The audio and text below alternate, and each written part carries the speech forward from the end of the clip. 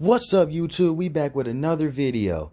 Welcome to All Pro Sports Talk. We talk about every sport across the board: football, basketball, hockey. You get it at this point. Hit that subscribe button because I drop videos almost daily. I love y'all, and I'm about to start dropping off-season outlooks for every single NFL team, starting with the Denver Broncos today. So Denver Broncos Nation, stand up and hit that subscribe button for me. Man. The thing I really want to get into about the Denver Broncos is the quarterback situation. Should they stick with Drew Lock? Should they let him go? Now, off the top of this video is going to be a little bit of a, how do I put this? Context matter, because I like the Denver Broncos a lot. I like their roster. I think that they should continue to do what they've been doing over the years. And this time, I believe they should hold on to their quarterback than what they've done other years. And I think, and I have a great theory and a great situation for that right now. So Drew Lock, second-year quarterback. His first season, he had 7 touchdowns, 3 interceptions. He came in, he finished out the season last year for Joe Flacco, who was horrible, who was putrid. The offense was just stale with him. When Drew Lock came in, he showed a lot of potential that he can get things done. We're over that offseason. The Denver Broncos were going to hire Pat Shurmur, the offensive coordinator, the former head coach of the New York Giants. His offense is a very West Coast-ish type of zone read. They run the football a lot from north to south, and they try to work off of play action. And that's what they do. And so that's scroll number one. Drew Lock's in a new system, and he's in this pandemic year, so virtual OTAs. He really didn't get to work with his new offensive coordinator hands-on like other quarterbacks would have had in their careers. And I know he's not the only quarterback, but I'm just saying you have to put that into account. Okay, this season right here, he got sacked 19 times. Offensive line played way better than I thought they would this year. They opened up the holes a lot for Melvin Gordon, who had 986 rushing yards on 4.6 yards a carry, and he had 9 rushing touchdowns. Okay, Phillip Lindsay was banged up. He had 502 yards for 4.3 yards per carry, and he had 1 rushing touchdown. He was banged up this season, in and out of the lineup. Melvin Gordon got a bulk of the carries, as it should be. You know, Phillip Lindsay's a terrific player, but Melvin Gordon should be the bell cow for that team if he can stay healthy as well. The thing that I'm looking at here is Drew Lock dealt with a lot of adversity off top. His number 1 receiver, Courtland Sutton, was already hurt before the season started. He had a sprained AC joint in the shoulder, and anyone that's dealt with that understands how painful that is in the shoulder area. You can rarely get any type of momentum, any type of movement in that shoulder. If you try to rock that shoulder forward, you're going to feel a little bit of pain. It feels like a wrench is getting put into your shoulder. So he dealt with that injury. Then later, a couple games later, Courtland Sutton tears his ACL. That was his number 1 target this year. Number 1 target his rookie season. And it was supposed to be the Broncos' number 1 receiver. They were going to have him, Noah Fant, the tight end. They were going to have Jerry Jeudy, their first-round pick, who I'm going to get into in just a second. They were going to have those trio guys, and then they were going to have Melvin Gordon and Phillip Lindsay on the running back end. Unfortunately, injuries happen all across this team, including on defense. The main thing here is that Jerry Jeudy, the rookie, he made a tweet. He said, at least I got some exercise in. And from that tweet, guess what Drew Lock did? He gave him the ball more. Jerry Jeudy this season had 52 receptions, 856 yards, and 3 touchdowns. And that is phenomenal for a rookie. And I understand his situation wasn't the best. He was basically he was number 1 receiver when Courtland Sutton got hurt. He was basically the number 1. He runs crisp, smooth routes. He slows down in transition amazingly well. He's so fast, so slippery as a player. He's going to be a top 10 receiver in the NFL one day. I honestly believe it. And I believe if Courtland Sutton can play, if he can stay healthy and he can continue his high level of play, he's going to also be a top 10 receiver in the NFL. They also have a great tight end, Noah Fant, who is great at run after the catch. And he's just amazing. He's just a speedster tight end. Like I said, he's just phenomenal. The thing here with the Denver Broncos, like I said, they dealt with a lot of injuries.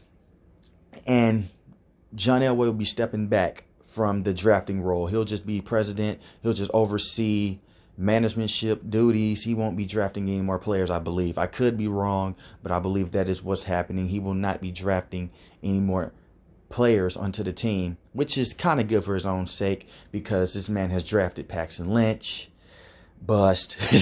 he's made some questionable quarterback signings. Case Keenum, he came off a hot season with the Vikings, but questionable signing. He signed Joe Flacco. Yeah, the only thing that he really did get right was with Peyton Manning at the quarterback position, which, hey, it's Peyton Manning. You can't miss out on Peyton. I believe that they need to not trade that first round pick. I'm seeing a lot of people say we should trade that first round pick for a Matt Stafford, or we should trade for a Matt Ryan. Slow your roll. Your team needs some new corners, whether you like that or not. And I'm not saying your corners are bad. Your corners are thin. You got to get some more corners out there. Okay, a Patrick Surtain would be awesome, but I don't think he would be there at 9. But if they can find a way to get a Patrick Surtain, that would be amazing for this Broncos defense, who they have a great defense for all the injuries they had to deal with. Jarrell Casey was hurt throughout the season. It was so bad one week that they had shifted 8 defensive players in 3 weeks because of injury. Think about that.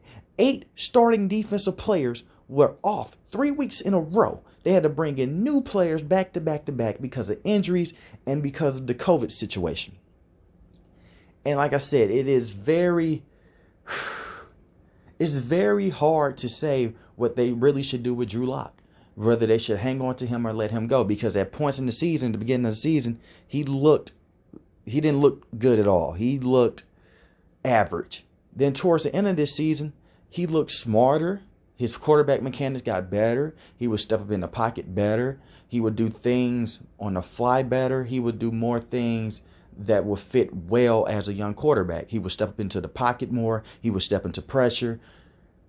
What he would normally not do, he would roll to the right, try to hold on to the ball for too long. He starts to get rid of the ball quicker now. When they had that ugly loss against the Buffalo Bills, and I get it, the Buffalo Bills were up, and they played back. He made some smart decisions, didn't put the ball in harm's way towards the end of the game. And towards the end of the season, he played phenomenally well. Against the Carolina Panthers, I know it's the Carolina Panthers, but he had 4 touchdowns, limited mistakes, and he looked very good while doing it. So I believe that they should let him develop. If anything, let him develop, let him become the quarterback that you hope he can become. And if the Broncos organization don't want to let him develop, please don't draft Kyle Trask. Whatever you do, please don't. It's not hate. He is the same mold and the same player as Paxton Lynch. Please do not draft Kyle Trask. Don't. If they can't put themselves in a situation to get a Zach Wilson, they shouldn't be drafting a quarterback at all this year, because they're not going to get a Trevor Lawrence. They're not going to get a Justin Fields unless they trade up, and they shouldn't. So if Zach Wilson doesn't fall into their lap, don't draft a quarterback this year.